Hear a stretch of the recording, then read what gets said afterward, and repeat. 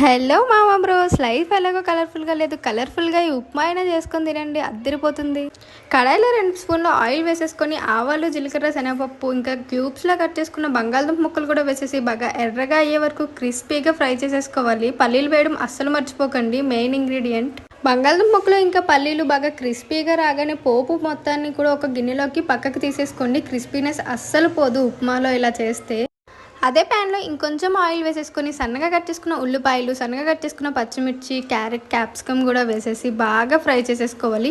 అన్నీ వేసి ఉప్మాలో main ingredient వేయడం మర్చిపోయామే, కరివేపాకు వేసుకొని బాగా ఫ్రై చేసేసి 1:2 క్వాంటిటీలో నీళ్లు పోసేసుకోవాలి. నీళ్లు బాగా మసలు కాగుతున్నప్పుడు రుచికి సరిపడా ఉప్పు కూడా వేసేసుకోవాలి. ఒకసారి ఉప్పు చూసేసుకొని నీళ్లు బాగా పొంగుతున్నప్పుడే మన సేమియా కూడా యాడ్ చేసేసుకోవాలి.